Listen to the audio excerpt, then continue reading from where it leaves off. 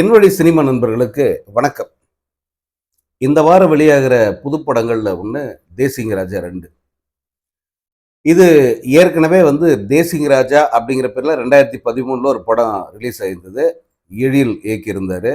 விமல் கதாநாயகனா நடிச்சிருந்தாரு. அந்த படம் கமர்ஷியலா நல்லா போச்சு. காமெடிக்கு பஞ்சமில்லாத ஒரு படமா பார்க்கப்பட்டது. 10, 12 ஆண்டுகளுக்கு பிறகு இப்ப யோசிச்சு பார்த்தா, அது ஒரு நல்ல படம் அப்படிங்கிற ஒரு உணர்வு தான் இருக்கு. ஏன்னா, அந்த அளவுக்கு ரசிகர்கள அது சிரிக்க வச்ச படம். அதனால அந்த படத்தோட தலைப்ப மட்டும் பயன்படுத்திக்கிட்டு, தேசிங்க ராஜா 2 அப்படிங்கிற பேர்ல இப்போ ஒரு படத்த விட்டுருக்காங்க. இந்த படத்திலயும் விமல் தான் ஹீரோ. ஆ நெறைய அந்த நகைச்சுவை நடிகர்கள், தேசிங்க ராஜா படத்துல பார்த்த நகைச்சுவை நடிகர்கள்ல பெரும்பாலானவங்க இதுல இருக்காங்க. சூரி தவிர. ஏன்னா சூரி இப்ப ஹீரோ ஆயிட்டாரு. ஸோ மற்ற சிங்கம்புலி, சாம்ஸு இன்னும் நெறைய நடிகர்கள். ஒரு பெரிய காமெடி பட்டாளமே அதில இருக்குன்னு சொல்லலாம். இவர்கள் அனைவரும் நடிச்சிருக்காங்க. வித்யாசாகர் நீண்ட இடைவெளிக்கு பிறகு இசையமைச்சிருக்காரு. எழில் இந்த படத்த இயக்கியிருக்காரு. படம் கதை என்ன அப்டின்னா, அத சொல்றதே ரொம்ப யோசனையா இருக்கு. ஏன்னா அப்படின்னு ஒண்ணு இருந்தா தான் நம்ம சொல்ல முடியும். 2 சம்பவங்கள் வேணா வச்சுக்கலாம். ஒண்ணு, ஒருத்தன் ஒரு ரவுடி தலைய வெட்டிடுறான் ஒருத்தன். யாரு வெட்டினா என்னன்னு தெரியல. அந்த தலை காணாம போயிடுது. ஒரு ஸ்டேஷன் லிமிட்ல உடம்பு இருக்கு. ஆனா அந்த தலை எங்க இருக்குன்னு தெரியல. ஸோ அத தேடுறாங்க. அது ஒரு கதை. இன்னொரு பக்கம் ஒரு மந்திரி, அவர் தன்னுடைய அமைச்சரவை சகாக்களோட தாய்லாந்துக்கு போயிட்டு, அங்க போய் என்னென்ன செய்வாங்களோ அத்தனை கெட்ட வேலையும் செய்றாங்க. அதையெல்லாம் வீடியோவா எடுத்து வச்சுக்கிட்டு இருக்காரு அந்த மந்திரி. அத வீடியோ வச்சுக்கிட்டு மந்திரி சபையை மிரட்டிக்கிட்டு இருக்காரு. என்ன எதுவும் பண்ண முடியாது அப்படின்ட்டு. அதை அந்த வீடியோவை திருப்பி குடுறா அப்படின்னு சொல்லிட்டு அந்த முதல்வர் உள்ளிட்ட அந்த அமைச்சரவை அவரை நெருக்குதலுக்கு உள்ளாக்குது. அந்த வீடியோ அவரு ஒரு பேங்க் லாக்கர்ல வச்சிருக்காரு. அந்த பேங்க் லாக்கரை ஒரு வட இந்திய கும்பல் அப்படியே சுரங்கப்பாதை அமைச்சு அது வழியா தூக்கிட்டு போயிடுறாங்க. பணம் நினைச்சு தூக்கிட்டு போறாங்க. அது அந்த மாதிரி வீடியோன்னு சொல்லிட்டு அவங்களுக்கும் தெரியாது. இதை எப்படி தேடி அவர் கண்டுபிடிக்கிறாரு. இது 2ம் தான், இந்த 2 சம்பவமும் எந்த புள்ளியில ஒண்ணா சேருது அப்படிங்கிறது தான் இந்த படத்தோட ஒரு கதைன்னு வச்சுக்கோங்களேன். கதையா இத ஒரு வடிவத்துக்கு கொண்டு வர முடியாது. 2 சம்பவங்கள் அவ்வளவுதான். இதை வச்சுக்கிட்டு 2.5 மணி நேரம் எவ்வளவு முடியுமோ அவ்வளவு சுத்தணும் அப்படின்னு சொல்லிட்டு டைரக்டர் எழிலுக்கு ஒரு அஜெண்டா. அதைத்தான் அவரு இந்த படத்துல பண்ணியிருக்காரு. காமெடி அப்படின்னா அப்போ எழில் சீரியஸான படங்கள்ல தான் ஸ்டார்ட் ஆனார். சீரியஸ்ன்னு கூட சொல்ல முடியாது. லைட் ஹார்ட்டட் ரொமான்டிக் மூவிஸ் அப்படித்தான் அவர் படங்களை எடுத்துக்கணும். அதுலேயும் குறிப்பாக துல்லாத மனம் துள்ளும் அந்த மாதிரி ஒரு கேட்டகரி. அப்புறம் பெண்ணின் மனதை தொட்டு, பூவெல்லாம் உன் வாசம், இதெல்லாம் கொஞ்சம் வித்தியாசமாக வெவ்வேறு மாதிரி வந்தது. ரொம்ப இன்டென்ஸாக வந்த படம் அமுதேன்னு ஒரு படம். அந்த படம் ஓடவே இல்லை. அதுக்கப்புறம் தான் அவர் ரூட்டை மாற்றி காமெடிக்கு வந்துட்டார். முழுமையாக காமெடி படமாக எடுக்க ஆரம்பித்தார். அந்த படங்கள் எல்லாம் காமெடி ரொம்ப பிரமாதமா ஒர்க் அவுட் ஆச்சு. இப்போ உதாரணத்துக்கு மனங்கொத்தி பறவை எடுத்துக்கிட்டா, அந்த படம் கதையா பெருசா சொல்ல முடியலனா கூட, அதுல ஒரு ஒரு ஒரு ஃப்ரேம் இருந்தது. ஒரு ஒரு என்ன ஒரு டெம்ப்ளேட்டாவது கூட இருந்தது. அந்த டெம்ப்ளேட்குள்ள ஒரு கதையை ரெடி பண்ணி, காமெடிய நெறைய காட்சிகளை வச்சு நம்மள பார்க்க வச்சார். அடுத்தடுத்த படங்கள் பார்த்தா பெரிய அளவுக்கு ஒர்க் அவுட் ஆச்சு. இப்போ தேசிங்க ராஜாவா இருக்கட்டும், அல்லது வேலன் வந்தா வெள்ளைக்காரனா இருக்கட்டும், வெள்ளைக்காரன் தோற, இந்த மாதிரி நிறைய படங்கள். இந்த காமெடி படங்கள் எல்லாமே நம்ம உட்காந்து பார்க்க வச்சது, சிரிக்க வச்சது, அந்த மாதிரியான காட்சிகள் இருந்தது. ஆனா ஒரு ஒரு அவருடைய கெடு நேரமோ அல்லது பார்க்குறவங்க கெட்ட நேரமோ தெரியல. இந்த படம் முழுசா ட்ரையா பண்ணியிருக்காரு. அது ஏன் அப்படி பண்ணார் அப்படிங்கிற ஒரு கேள்வி இருக்கு. இவ்வளோ நட்சத்திரங்கள் இருக்காங்க. அவருக்கு கண்டிப்பா எந்த ரெஸ்ட்ரிக்ஷனும் இருந்திருக்காது. எந்த நெருக்கடியும் இருந்திருக்காது. நல்ல டைம் எடுத்து நல்ல ஒரு கதையா அல்லது நல்ல காட்சிகளை அதில் கொடுத்துருக்கலாம். ஆனா ஏன் எழில் இந்த மாதிரி ஒரு படத்தை எடுத்து வச்சார் அப்படிங்கிற ஒரு கேள்வி தான் படம் பார்த்து முடியும் போது நமக்கு மிஞ்சுது.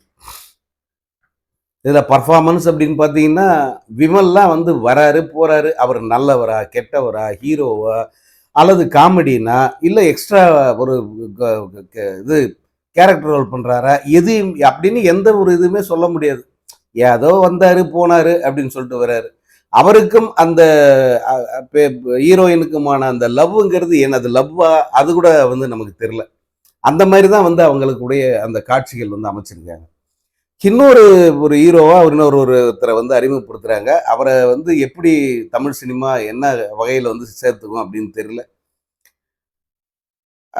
காமெடியர்களா வருகிற நடிகர்கள் பார்த்தீங்கன்னா, சிங்கம்புலி, மெயினா சிங்கம்புலி, அப்புறம் சாம்ஸு, குக் வித் கோமாளி அந்த புகழ். அவர் வந்து முழுமையா வந்து இந்த படத்துல ஒரு பெண் வேடத்திலேயே வர்றாரு. ஒரு பெண் இன்ஸ்பெக்டரா வர்றாரு. முழுசா ஒரு பெண்ணாவே வந்து அவர காட்டுறாங்க. அத கூட ஏத்துக்க முடியுது. ஆனா வந்து அவரு கத்துறது தான் வந்து ரொம்ப இரிட்டேட்டிங்கா இருக்கு.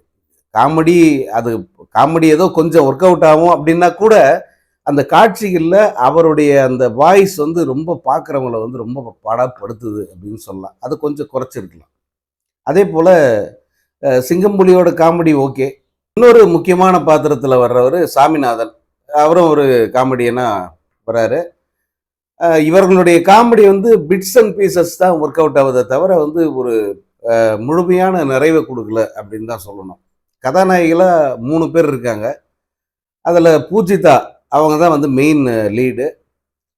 போலீஸ் ஆஃபீஸரா வராங்க. ஒரு போலீஸ் ஆஃபீஸர் இப்படியெல்லாம் இருப்பாங்களாடா அப்படின்னு கேட்க தோணுது.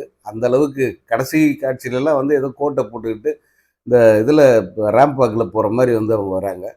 மீதி 2 பெண்கள் சினேகா குப்தா, அர்ஷிதா அப்படின்ட்டு அவங்க வந்து போறாங்க. அவ்வளோதான். அ இதுல பெருசா வந்து டெக்னிக்கல் பக்கம் அப்படின்னு பார்த்தீங்கன்னா கூட, அது ஒண்ணும் பெரிய அளவுக்கு மெனக்கெடல யாரும். குறிப்பா வித்யாசாகர் அவருடைய கம்பேக் படம் அப்படின்னாங்க. பட் படத்துல வந்து கம்பேக் அப்படின்னு சொல்ற அளவுக்கு வந்து பாடல்களும் அமையல, இசையும் அமையல. குறிப்பா படம் ஆரம்பிச்சு முதல் ஒரு 15 நிமிஷத்திலே வந்து 3 பாட்டு வந்துருது வரிசையா. அந்த 3 பாட்டுமே வந்து என்னன்னு கூட நமக்கு நினைவில் நிக்க மாட்டேன்து. அந்த மாரி போட்டிருக்காரு. இந்த படத்துக்கு வந்து என்ன மாரி இதுக்கு அதுக்காக வந்து இதுக்கு என்ன மெலடியா போட முடியும் அப்படின்னு கேட்கலாம். பட் அது ஒரு குத்துப்பாட்டு அப்படின்னா கூட வந்து அவரு அப்படி போடு பாட்டு போட்டு வந்து ஏகப்பட்ட பிரபலமானவரு. ஒரு ட்ரெண்டே செட் பண்ணவரு வித்யாசாகர். பட் இந்த படத்துல பரிதாபமா இருக்கு. அவருடைய பாடல்கள கேட்கும்போதும், இசை பின்னணி இசையெல்லாம் ஒண்ணும் பெருசா ஒண்ணும் இல்ல. அதேபோல கேமரா ஒர்க்கும் வந்து அதுக்கும் பெரிய வேலை மெனக்கெடல் அப்படியெல்லாம் ஒண்ணும் கிடையாது. அ இந்த படத்துக்கு வந்து ஒரு ஸ்கிரிப்ட வந்து பக்காவா ரெடி பண்ணியிருக்கலாம். ஆக்சுவலா ஒரிஜினலா வந்து அவங்க ஒரு அக்ரிகல்ச்சர் ஸ்டூடண்ட்ஸு அவங்களுடைய ஒரு கண்டுபிடிப்பு, ஒரு இந்த ப இந்த நிலம் உபரி நிலத்தெல்லாம் வந்து விவசாய நிலமா மாத்த முடியும். ரியல் எஸ்டேட்லேருந்து அதெல்லாம் காப்பாத்த முடியும். அப்படிங்கிற அந்த கான்செப்ட்ட ஒரு முழு ஒரு படமா, ஒரு ஒரு முழு ஸ்கிரிப்ட்டா அத பேஸ் பண்ணி வந்து பண்ணியிருந்தா கூட வந்து நமக்கு ஒரு வித்தியாசமான களம் கிடைச்சிருக்கும். இப்ப போலீஸ் ஸ்டேஷன் நடக்கிற கூத்து, இதெல்லாம் வந்து நம்ம நெறைய படங்கள்ல பார்த்துட்டோம். பட் விவசாயம் சார்ந்து அந்த விவசாய கல்லூரி பேக்ரவுண்ட்ல ஒரு ஸ்கிரிப்ட் குடுத்தாக்க, அது வந்து நல்லாருக்கும். இப்போ இதுக்கு முன்ன வந்து ஒரு படம் வந்துச்சு. பூமகள் ஊர்வலம்னு நெனைக்கிறேன். அது வந்து ஒரு விவசாய கல்லூரி பின்னணியில வந்து அவங்க அந்த படத்த வந்து பண்ணியிருப்பாங்க. அந்த காட்சிகள்லயே பார்த்தீங்கன்னா, விவேக் எல்லாம் நடிச்சிருப்பாரு அதுல. நமக்கு அது வித்தியாசமா இருக்கும் பார்க்கறதுக்கே. அந்த மாரி ஏதாவது ட்ரை பண்ணியிருக்கலாம் எழில். ஆனா இது ஒரு அத வந்து சும்மா ஒரு ஊறுகா மாரி ஒரே ஒரு காட்சி தான் அது. எது இந்த விவசாய கல்லூரி பின்னணின்றது ஒரே காட்சி தான். அதிலிருந்து ஒரு பழிவாங்கல் மாரி தான் வந்து இந்த கதை ஆரம்பிக்கும். ஆனா ஃபோக்கஸ் வந்து அவங்க அதுல பண்ணல. இந்த 2 சம்பவங்கள மட்டுமே வச்சுக்கிட்டு, அத சுத்தியே தொடர்ச்சியா அந்த காட்சிகள வந்து அமைச்சிருக்காங்க. அதுலயும் அ இந்த தலகரி காட்சி வரும். அது வந்து அது படத்துல வந்து உண்மையில மனுஷ தல இல்லன்னா கூட, அத ரிலேட் பண்ணி அந்த காட்சிய வச்சிருக்கும்போது, நம்மால தொடர்ச்சியா வந்து அத பார்க்கவே முடியல. நமக்கே வந்து கொமட்டிட்டு வர்ற மாரி ஒரு உணர்வு வந்துருது. மொத்தத்துல வந்து இந்த படம் எப்படி இருக்கு? பார்க்கலாமா? அப்டின்னா, ஒரு காமெடி படம். லாஜிக் பார்க்காம போய் உட்கார்ந்து சிரிச்சுட்டு வரலாம். அப்படின்னு கூட வந்து சொல்ல முடியல. அந்த அளவுக்கு வந்து இந்த படத்துல ஒரு மெனக்கெடல் இல்லாம, ஏதோ மேம்போக்கா வந்து ஒரு படம் இத வந்து சுத்தி குடுத்தா போதும் அப்படிங்கிற ஒரு உணர்வோட இந்த படத்த முடிச்ச மாரி தான் நமக்கு இருந்தது. தேசிங்கு ராஜா வந்து நல்ல ஒரு காமெடி படம். தேசிங்கு ராஜா 2ங்கிறது அந்த பேர கெடுக்க வந்த படமா தான் இருக்கு.